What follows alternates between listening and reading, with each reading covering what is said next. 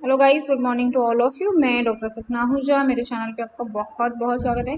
बच्चों, हम लोगों ने लास्ट लेक्चर में एक एक्सरसाइज कंप्लीट कर लिए हैं, है ना। 11th की सेट्स की एक एक्सरसाइज कंप्लीट कर लिए हैं। Now we are going to start the next topic of paper 1। Next जो टॉपिक है वो है ऑर्डर्ड पेयर। तो ordered pair is also related to the set theory.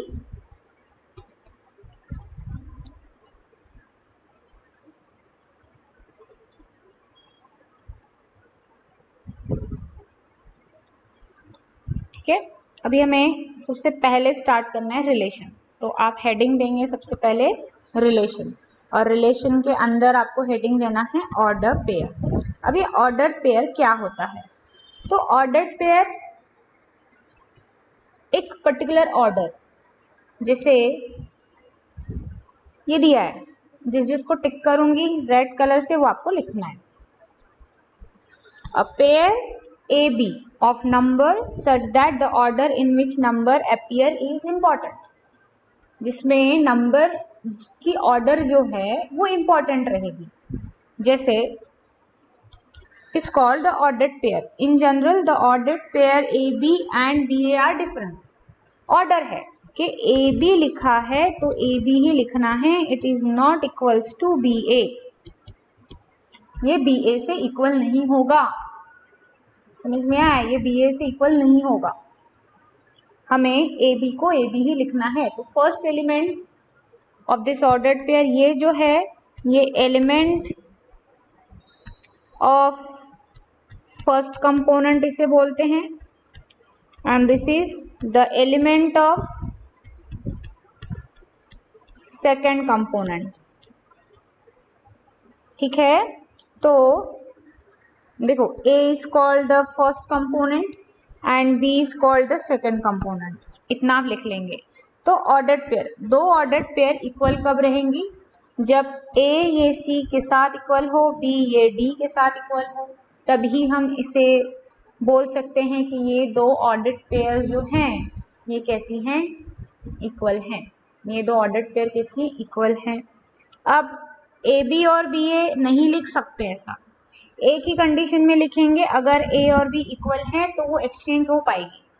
Otherwise AB है तो AB ही लिखना है, उसे हम BA नहीं लिख सकते क्योंकि उनकी ऑर्डर इंपॉर्टेंट है। पहला वाला पहले पे ही रहेगा पोजीशन पे और सेकंड वाला सेकंड पोजीशन पे ही रहेगा। ठीक है, जैसे एग्जाम्पल भी लिखेंगे। Find X Y when x + 3 and 2 is equals to 4y - 3। कैसे करेंगे? तो ऑर्डर्ड पेयर, इसने बताया कि ये फर्स्ट ऑर्डर्ड पेयर है, सेकंड के साथ इक्वल है। इक्वल कब होगी? अभी अभी मैंने बताया कि दो ऑर्डर्ड पेयर इक्वल कब होगी? जब x + 3 इक्वल होगा 4 के साथ एंड y - 3 इक्वल होगा 2 के साथ। तो हमने पहले ही बताया कि अगर दो ऑर्डर्ड पेयर इक्वल है तो ये सपोज A है, ये B है, ये C है, D है, तो A ये B के साथ इक्वल होना चाहिए और C जो है A C के साथ इक्वल होना चाहिए और D जो है वो B के साथ इक्वल होना चाहिए।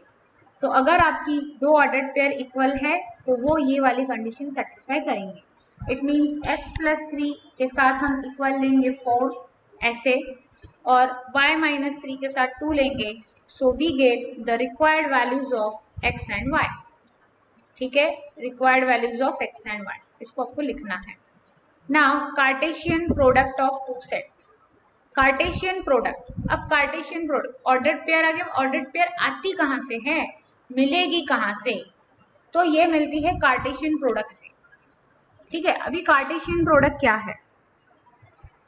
तो कार्टेशियन प्रोडक्ट, अगर दो सेट्स हैं, मैंने कहा कि एक सेट है A जिसमें वैल्यू है 1 2 3 और एक सेट है B जिसमें वैल्यू है AB। अगर मुझे A इंटू B ऐसा कार्टेशियन प्रोडक्ट बनाना है, इसका कार्टेशियन प्रोडक्ट बनाना है, तो मैं क्या करूँगी? 1 के साथ A, 1 के साथ B, फिर 2 के साथ A, 2 के साथ B, 3 के साथ A, 3 के साथ b। तो ये पूरी बन गई मेरी क्या, कार्टेशियन प्रोडक्ट। मतलब पहले a है ना, तो देखो पहले a के ही एलिमेंट्स मिलेंगे आपको। So this is the elements of a, this all elements are belong to the first component A. तो यहाँ ए पहले है, इसके लिए ए का हर एलिमेंट पहले है। तो ये हुई ऑर्डर पेयर, कौन सी, 1a। तो मैं इसमें बता पाऊंगी कि अगर ये 1a मैंने यहाँ से उठाई है, यहाँ से उठाई है, तो ये जो है ये a का एलिमेंट है और ये b का एलिमेंट है, जो कि ऑर्डर पेयर में a पहले है, मतलब कार्टेशियन प्रोडक्ट में a पहले है और b जो है वो बाद में। ठीक है, तो फर्स्ट एलिमेंट ये फर्स्ट में लिखेंगे, जैसे ए का पहले ही आना चाहिए एलिमेंट, बी का बाद में।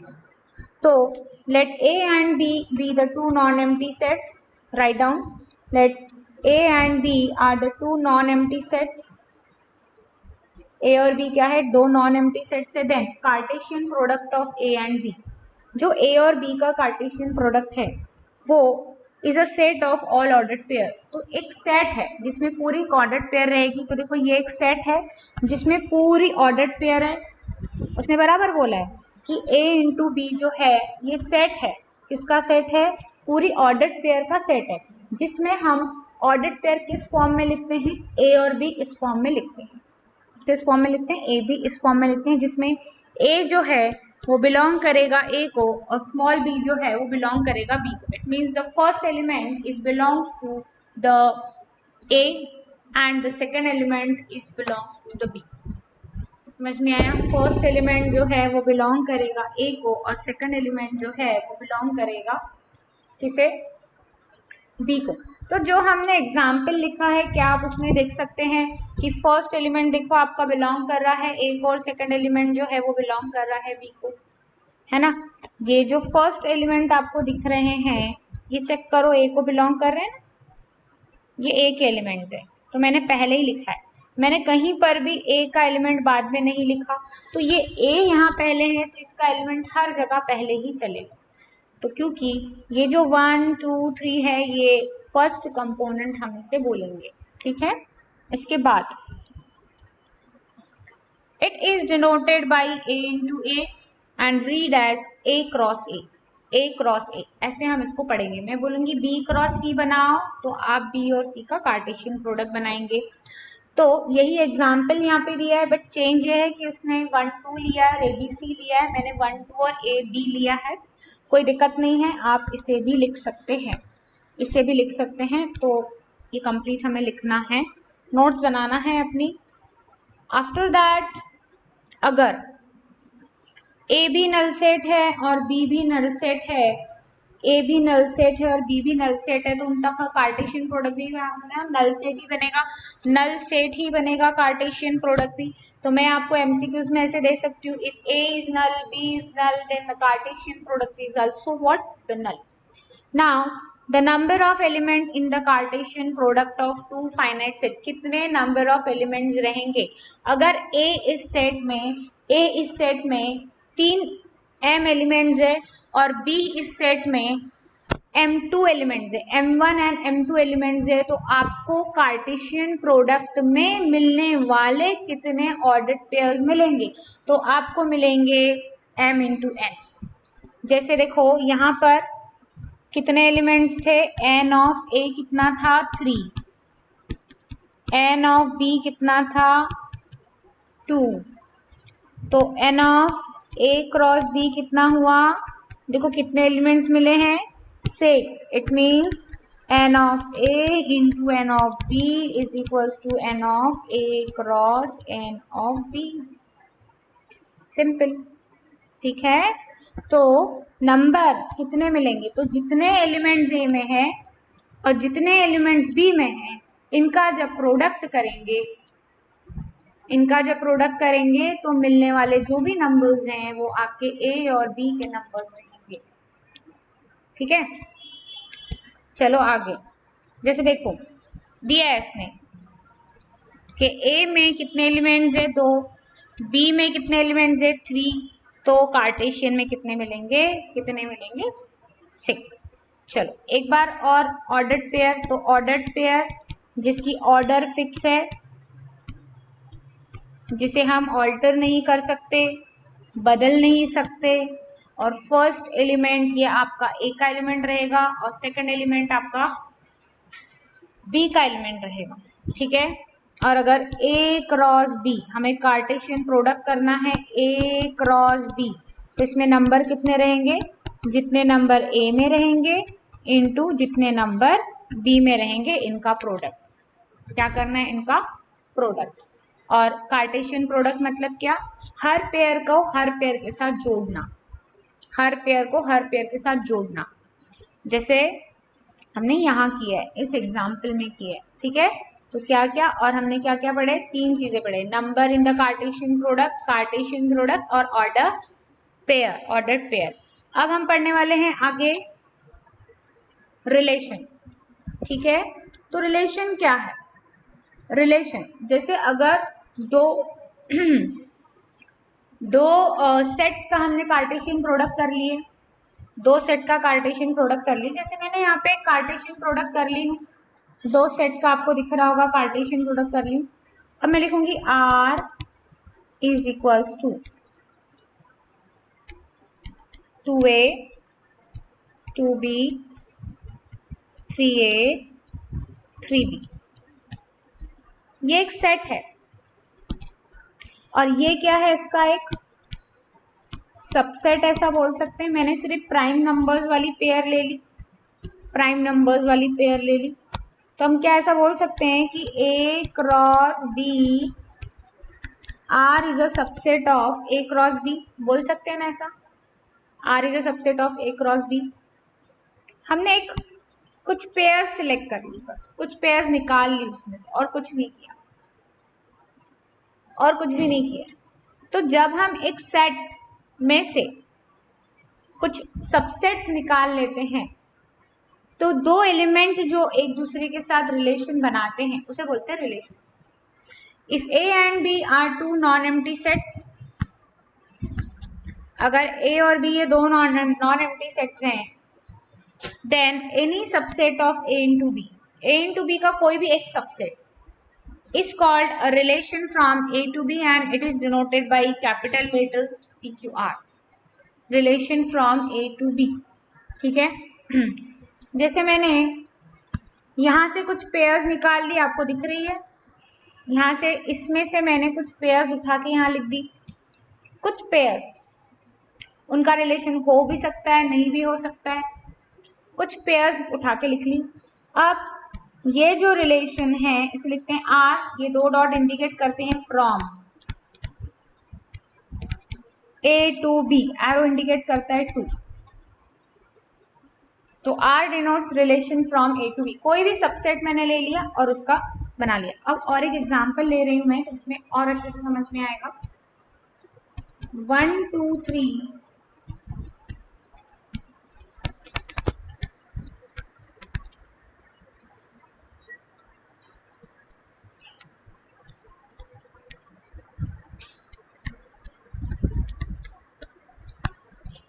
इट्स रैंडम नंबर्स ले लिए मैंने।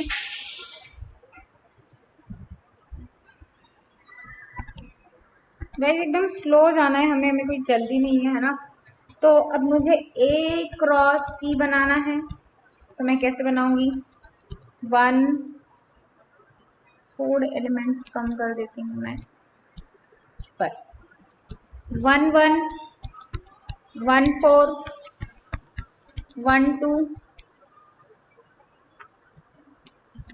1 1 1 4 2 1 2 4 3 1 3 4। अब मुझे एक रिलेशन बनाना है, मुझे ऐसा एक सबसेट चाहिए, एक ऐसा सबसेट चाहिए, इसमें से मुझे कुछ ऐसे एलिमेंट चाहिए जिनका सम ऑड आता, ठीक है, जिनका सम ऑड आता। तो R इज इक्वल्स टू जिनका सम ऑड आता, ऐसा रिलेशन मैंने सिलेक्ट किया। तो मुझे इतने ही नंबर्स मिले। तो ये R जो है ये सबसेट है A क्रॉस B का, है ना। बस मैंने ऐसे लिखा R is a relation from A to C, A to C से एक रिलेशन है in which the sum of components, it means A और B की जो सम है, sum of components is odd. Sum कैसी होनी चाहिए? ऑड होनी चाहिए। ऐसे कुछ अब जो ऑड है मैंने निकाल दिया। तो ये एक मैंने रिलेशन बनाया एक। अब मैं सेकंड और रिलेशन बना सकती हूँ। R2 is a relation in which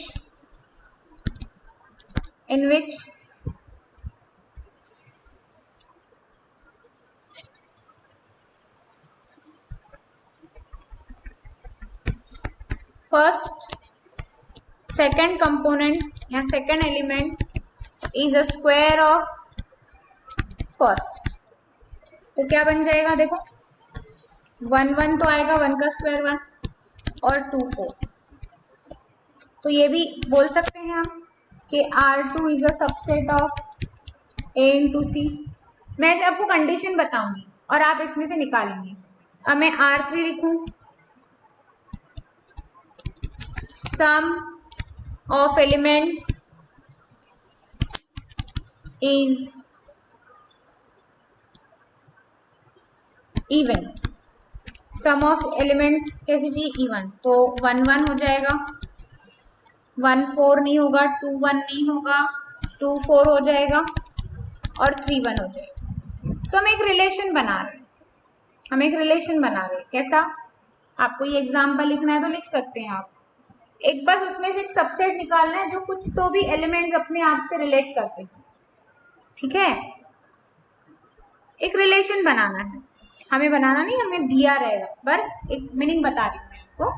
so R is a relation XY, R is a relation XY belongs to R। तो दोनों एलिमेंट्स जो रहेंगे वो R को बिलोंग करेंगे, जो भी एलिमेंट्स रहेंगे ऑर्डर्ड पेयर को।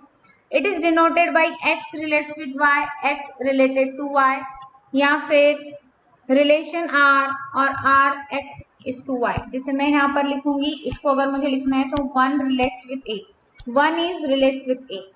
क्या लिखूंगी मैं इसको? 1 इज रिलेट्स विथ A, ऐसा हम इसको लिख सकते हैं, ठीक है। और रिलेशन यहाँ पर मैंने बताया आपको ये वाला, R is from A to C। It means first element जो है वो A का रहेगा और सेकंड एलिमेंट जो है वो B का रहेगा। अब इसमें जो एलिमेंट्स है, जैसे मैंने अभी अभी लिखा 1RA, ऐसा लिखा ना। तो ये जो A है इसको बोलते हैं इमेज ऑफ 1। क्या बोलते हैं? Image of 1। जैसे यहाँ पर XRY है, XRY, तो Y is a image of X and X is pre image of Y। तो मैं बोलूंगी 1 is pre image of Y। क्या होता है? प्री इमेज, ठीक है। X को क्या बोलेंगे? ये सब लिखना है आपको, मैं ज्यादा नहीं बताऊंगी आज। क्या बोलते हैं? Y is image of X under R, R मतलब रिलेशन में, और X इज प्री इमेज। जैसे अब मुझे ये दो सेट दिए हुए हैं, लिखना है। जैसे दो सेट दिए हैं, लेट, देखो R बताएगा, let R be a relation such that XY belongs to R, की दोनों बिलोंग्स टू R होने चाहिए। और ऐसा सेट बनाना है, जिसमें फर्स्ट एलिमेंट का स्क्वायर करो, फर्स्ट एलिमेंट का स्क्वायर ही सेकंड होना चाहिए, फर्स्ट एलिमेंट का स्क्वायर ये सेकंड होना चाहिए। तो जैसे 1 पेयर क्या क्या बनेगी? दो, देखो 1 के साथ 1, 2 के साथ 2 का स्क्वायर 4, तो 4 मिलना चाहिए। तो इसका स्क्वायर ये है, x का स्क्वायर करो तो y मिलता है, x का स्क्वायर करो तो y मिल रहा है। हमको पेयर्स कैसे बनानी है कि फर्स्ट एलिमेंट का स्क्वायर ही सेकंड होना चाहिए। तो हमने एक रिलेशन बना लिया, ठीक है, हमने एक रिलेशन बना लिया कि फर्स्ट एलिमेंट का स्क्वायर करेंगे तो सेकंड एलिमेंट मिलना चाहिए। अब इसको हम एक डायग्राम के फॉर्म में भी दिखा सकते हैं, इसको बोलते हैं वेन डायग्राम या फिर एरो डायग्राम। क्या बोलते हैं? Arrow diagram. एरो डायग्राम कैसे होती है? तो ये जो एलिमेंट्स है ये सेट ए के एलिमेंट्स होते हैं और ये जो एलिमेंट्स होते हैं ये सेट बी के एलिमेंट्स होते हैं। Got it?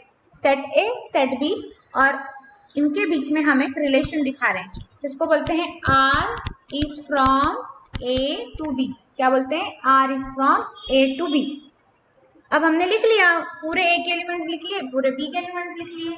अब ए का 1 जो है ये रिलेट करता है 1 के साथ, हमने लिखे ना यहाँ पर, ये वाला रिलेशन इसमें दिखाएंगे, ये वाला रिलेशन इस डायग्राम में दिखाएंगे कि 1 1 के साथ रिलेशन में है, 2 किसके साथ रिलेशन में? 4 के साथ रिलेशन में है, 3 किसके साथ रिलेशन में? 9 के साथ रिलेशन में है। ठीक है, तो 1 2 3 और इधर कौन आया? 1 4 9। इतना ही आपको करना है आज।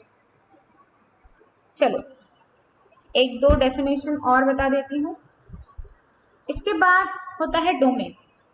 तो जो रिलेशन हम बनाते हैं आर, ध्यान से सुनना, जो हम आर बनाते हैं उसके जो फर्स्ट एलिमेंट रहेंगे उसको हम बोलते हैं डोमेन। क्या बोलते हैं? डोमेन। जैसे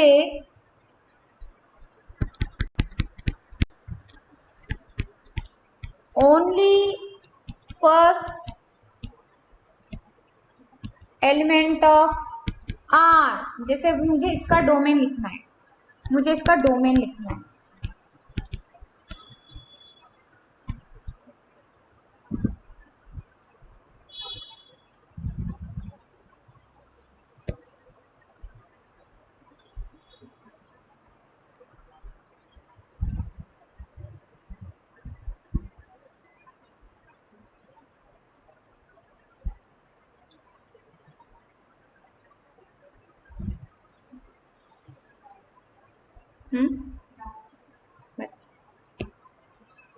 बैठ जा डोमेन बता।